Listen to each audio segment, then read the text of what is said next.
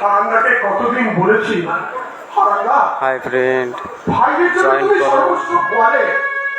আজকে তোমাদের মঙ্গল ধর্ম বলে দেখাচ্ছি যাত্রাপালা। আমার ধর্মটা আমি পালন করছি, আর ওরা যদি আমাকে নাই দেখে কোনো দুঃখ নেই।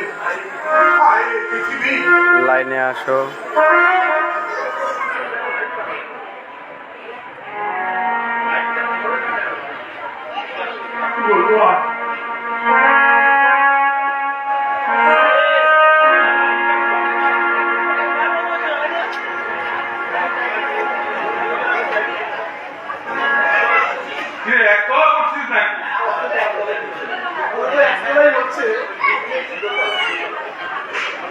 তবে ভিড় করেছি 10,000 টাকা বিল। আরে তোর চিন্তা কি, ওই মালদার শ্বশুর পেয়েছিস? সত্যি ভাই, ওদের নিয়ে আমি জীবনেও শোধ করতে পারবো না। ওরা যে আমার জন্য করলে আমার বাবা তা করতে পারতেন না। আসলে কি জানিস তো, ওরাই আমার জীবনের ভিতরে না গড়ে দিলে আর কি। আগে তো তোর অবস্থা ভালো ছিল, তুই করে অপর বাড়িতে বিয়ে করলি বলতো। এই আমার শ্বশুর মশাই অনেক দিন ধরে খোঁজ খবর করছিল, আর এই অঞ্চলে গ্রাজুয়েট বলতে তো আমি। ওরা চাইছিলেন একটি সচ্চরিত্র লাইভ হচ্ছে, তাই আর কি হয়ে গেল যাদবপুরে।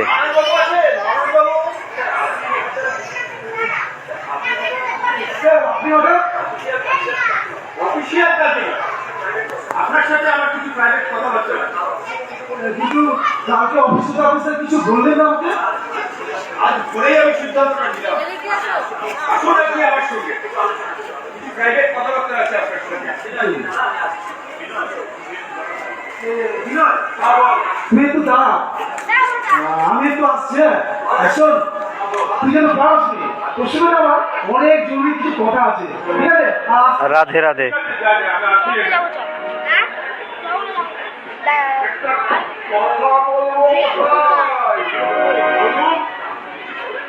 আপনি কি শহরের মানুষ? মানুষ আমার বন্ধু। কি সব আপনারা বলছিলেন? ওই শ্বশুর বাড়ির কথাবার্তা এইগুলি বলছিল। কি বলছিলেন? বলছিল তারাই নাকি ওর জীবনের বুনিয়াদটা তৈরি করে দিয়েছে, আর তাদের ঋণ নাকি জীবনে পরিশোধ করতে পারবে। এইসব আর মিথ্যা কথা। ওর মতো বেঈমান এই পৃথিবীতে একটা মানুষ রূপী জানোয়ার। ওর বাড়িতে গেছেন আপনি? হ্যাঁ, আমি তো কাল বিকেলেই ওর বাড়ি থেকে এলাম এখানে। ওর ওই পাকা ঘরের সামনে একটা ঘরের চালে ঘর দেখেছেন? হ্যাঁ, দেখেছি। ওই ঘরের বারান্দায় একজন অকাল বৃদ্ধ মানুষকে দেখেছেন, মানুষ হাঁপানি রুগী। হ্যাঁ, দেখেছি। কিন্তু মানুষ যে বললো ওর একটি দূর সম্পর্কের কোন এক আত্মীয় আর মেয়ে বলে মানুষই তাকে আশ্রয় দিয়েছে। ওই মনের পাপ করে এখন দাদাকে যে নিরস্ত্রয় আত্মীয় করে বলে জানোয়ার ছাড়া আর কিছুই নয়, কিছুই নয়। আপন ভাই? হ্যাঁ ভাই, হ্যাঁ, আপন মায়ের পেটে সহোদর ভাই। আর ওর দাদাই ওকে লেখাপড়া শিখিয়েছে। এই গ্রামের প্রত্যেকটা লোক সে কথা জানে। মানুষ একটা বেঈমান, একটা জানোয়ার। কিন্তু ওদের বললে ওর শ্বশুর হারামজাদাকে একবার জিজ্ঞেস করবেন লক্ষ্মীকে চেনে কিনা। লক্ষ্মী কে বলতো? লক্ষ্মী ওর ভাইজি। হারান মন্ডল তার নিজের মেয়েকে বিক্রি করে ওই ভাইকে বিয়ে পাস করিয়েছে। এ কথা শুনেছেন কোনদিন আপনি? কিন্তু তাও তো করেছি ওই হারা। আজকে সেই শ্বশুর হলো কিনা ওর বড় অভিভাবক। আর ওই উনিও তো চেয়েছিলেন হারানের ছেলের সঙ্গে বিয়ে দিতে, কিন্তু হারান তো রাজি হলো না, মশাই রাজি হলো না। আশ্চর্য নাটক যে দাদা ভাইদের জন্য এত কিছু করেছেন, তার পরিচয়টা দিতে সংকল্প করতে হয়। কিন্তু কেন গরিব বলে না, অশিক্ষিত চাষা মানুষ তো চাষির সংখ্যা। তাহলে কথাবার্তা আপনি বলে রাখবেন, যে কোনো একটা ছুটির দিন দেখে আমি জমিটা দেখে আসবো। দাম নিয়ে আপনি কোনো ভাবনা চিন্তা করবেন না, আমি চাই জমিটা ভালো হোক। আচ্ছা চলি মানুষ লোক স্যার, আমার বাড়িতে কেউ পায়ে ধুলো। কি কথা বলছেন আপনি? নিশ্চয়ই যাবো আপনার বাড়িতে। আপনি বাড়িটা কমপ্লিট করুন, আপনার যদি বিয়োগ প্রবেশ হবে সেদিনই আমি চলে আসবো। তবে তবে সেদিন কিন্তু আমি একা আসবো না, আমি সস্ত্রী আসবো। সত্যি অমায়িক মানুষ, লক্ষ্যপতি মানুষ, অথচ মনটা কত উদাস। মানুষের মনটা দেখলে কি মানুষ চলে যায়? মানুষ কিছুটা তো আমার তো বোঝা যায়, বোঝা যায় না। কিন্তু তুই আমার যে অন্তরঙ্গ বন্ধু, তোর মনের মধ্যে যে একটা অমানুষ লুকিয়ে আছে, তার খবর কি আমি জানি? আমার মনের মধ্যে এই লক্ষ্মী কেন মানুষ লক্ষ্মী হারান মন্ডল তো সহজের ভাই। হারাম। ওর ভাই লক্ষ্মীকে বিক্রি করে তুই বিয়ে পরীক্ষা দিয়েছিস। কোন সময় বলে গেছে, কোন সময় মাঝে মধ্যে কথা বলে গেল, তার মুখটা আমি জুটিয়ে ছেড়ে দেবো। লক্ষ্মীকে রীতিমতো সম্মান করা হয়েছে, কোন ছেলে তোকে এইসব কথা বলে গেল? আর কথাটা যদি মিথ্যেই হয়, তুই এখন উত্তেজিত হয়ে যাবি কেন? আরে তুই বুঝতে পারছিস না, এই শরীর অঞ্চলে এক শ্রেণীর মানুষ আছে যারা কারো ভালো দেখতে পারে না। আসলে শিক্ষা দীক্ষার অভাবে যা হয় এখন, এই যে আমি পাকা বাড়ি করছি, কিন্তু অনেকে চক্ষু শুরু। আচ্ছাকে ওই বাজারের দিকে যাবি তো সব। না চল, আসলে এই গ্রামের মানুষ তো না অশিক্ষিত জানোয়ার। আর আমি বলছি না, কথাই বলি না, শুধু বড় চর্চা আর বড় নিন্দা। আচ্ছা চল।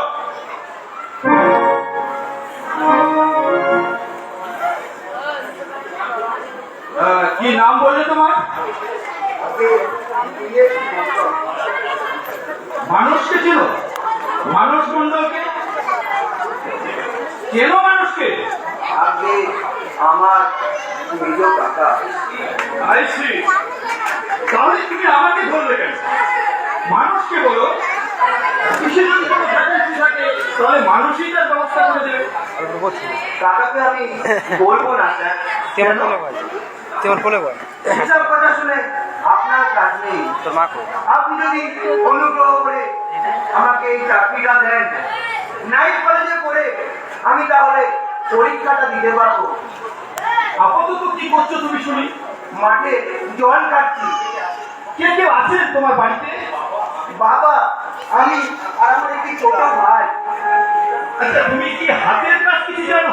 আগে না স্যার, তবে ফুটবলটা আমি খুব ভালো খেলতে পারি। ভালো খেলতে পারো? অল ইন্ডিয়া ফুটবলে আমি খেলেছি স্যার, আর কত বছর অনেক টিমেও আমি খেলেছি। আচ্ছা, তুমি এসো আমার সঙ্গে। সদর রাস্তায় আমার গাড়ি দাঁড়িয়ে আছে, গাড়িতে তুমি আমার সঙ্গে যাবে। কিন্তু চাকরিটা ডোন্ট ফরগেট ইয়াং বয়, স্বদেশ চৌধুরী যখন তোমাকে একবার নিয়ে যাচ্ছে, একটা ব্যবস্থা কিন্তু তোমাকে ঠিক করে দেবে। কারখানায় তোমার নাম থাকবে, আর খেলবে তুমি আমার ফুটবল টিমে। আর আমি তোমাকে ভালো কলেজে ভর্তি করে দেবো। তবে হ্যাঁ, খেলে কিন্তু তোমাকে আমায় সন্তুষ্ট করতে হবে। আমি প্রাণ প্রাণে আপনার বিশ্বাসের মর্যাদা রাখার চেষ্টা করবো স্যার। অনেক দুঃখে বাবা আমাকে মানুষ করেছে স্যার, আর সেই বাবা আর সহ্য নাই। আমি চাই প্রাণ দিয়েও বাবার দুঃখ দূর করতে। কিন্তু মানুষ তোমাদেরকে কোনোভাবে সাহায্য করে না। ওসব কথা দাও স্যার, ওসব কথা দাও। চাকরি নেওয়ার সময় মানুষ আমাকে বলেছিল, আমার দাদার দুঃখ আমি কিছুতেই সইতে পারছি না। এক বৃদ্ধ পাত্রের সঙ্গে তার ভাইজির বিয়ে দিয়েছিল, দিয়ে সেই টাকা দিয়ে তার পরীক্ষার ফি জোগাড় করেছিল। সে কি তোমারই বোনকে? ওসব কথা দাও স্যার, ওসব কথা দাও। কারোর বিরুদ্ধে আমার কোনো অভিযোগ নেই। বাবা বলে এসবই আমাদের অস্তিত্ব। কাকে যদি তার ধর্ম রক্ষা না করে টাকা সম্পূর্ণ ব্যক্তিগত। তুমি অত্যন্ত চাপা এবং সতর্ক। তোমার কথাবার্তা শুনে ধীরে ধীরে কিন্তু কৌতূহল আমার অনেক বেড়ে যাচ্ছে। ঠিক আছে, তুমি না বললেও খবর আমি ঠিক পেয়ে যাব। এসো এসো আমার সঙ্গে।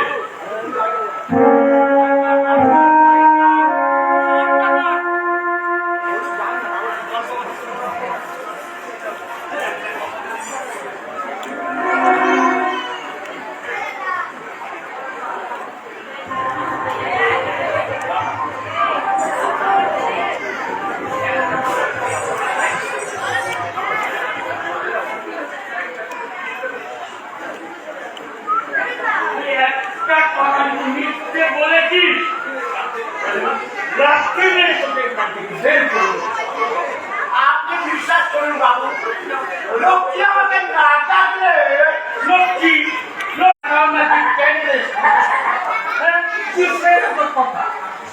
তোকে আমি নিষেধ করেছি এই ফর্সা ধুতি করবি না, ভালো জামা গায়ে দিবি না, আর এই চেরি কাটবি না। কি জ্বালাই করেছি আমি।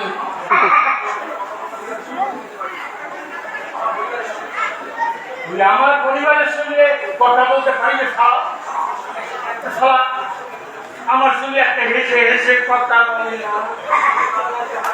আর ওদিকে তোর সঙ্গে শালা এইটা লুকোই করে হেসে হেসে কথা বলে গেছে শালা। আজকে বাবু সম্পর্কে আমি আপনার দুই শ্বশুর। আমি আমার ইয়ের ভাই শালা এবং ভগবানই করেছি রে বাবা। বিয়ে করে কি ভগবান ইচ্ছে করছে আমি দেখ না আজ 1 বছর হলো আমি বিয়ে করেছি। একটা কথা যদি আমার সঙ্গে নিশ্চিত করে বলি, আমি কি ভুল করেছি, কি ভুল করেছি?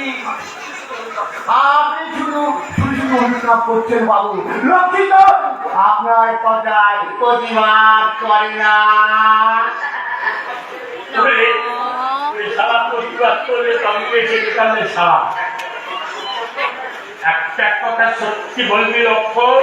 কি কথা বাবু?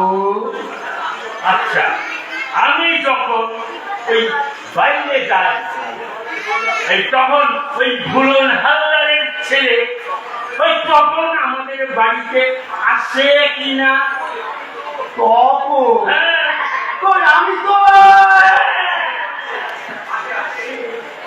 আসে সারা আসে। ওই আপনার সঙ্গে নাকি ওই ওই বিয়ে হওয়ার কথা ছিল। হারাম জাতি বুঝেছিস বাবু? চলছে ওই দুটোকে একসঙ্গে একটা শেষ করে দেন, ফাঁসি চলে যায়। আমি কি ভুল করেছি রে লক্ষণ? পথের মাঝে এরকমই যদি করেন তাহলে রাজাপুরে লোকেরা কি বলবে বাবু? বলে তোর ওই লোকের নিকুচি করে চিনে খাওয়া আমার পড়ানি লোকে বুঝবে কি? মুখে দিয়ে আমি গু খেয়েছি, এই দ্বিতীয় পক্ষ বিয়ে করে আমি গু খেয়েছি রে পক্ষ। বলে কোন শালা জানো দ্বিতীয় পক্ষ বিয়ে না করে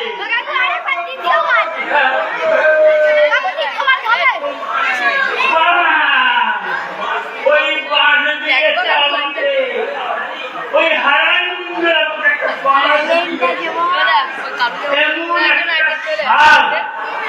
আমার ঘরে ঢুকিয়ে দিয়েছে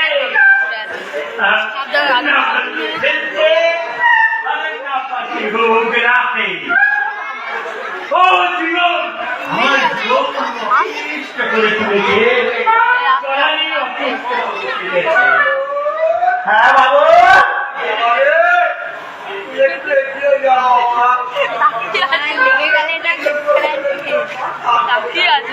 তাহলে যাই বাবু।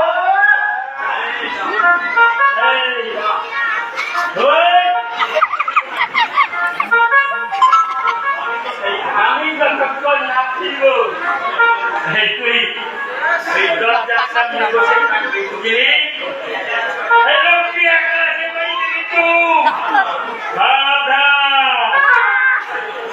ভেতরে ঢুকে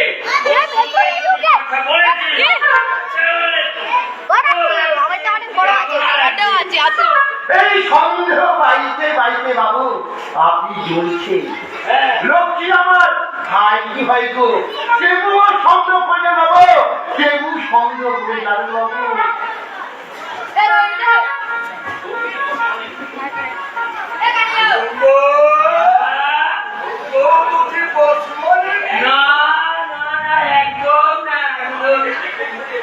আমাকে দেখলেন একদম ঘুরিয়ে নেয়।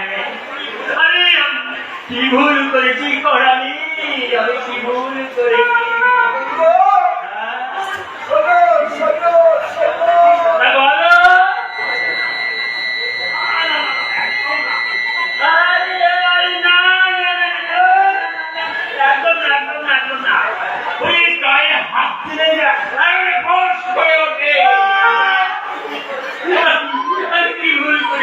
বলো আমি কি ভুল করেছি?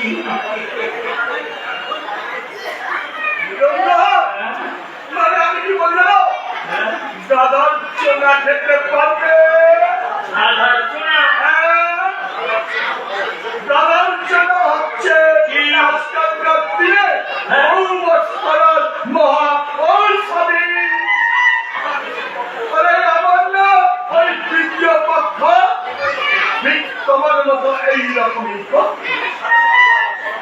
সাধু বাবার পরামর্শে আমি খেলাম এক হপ্তা। সারা বউনা আমার পায়ে এসে একেবারে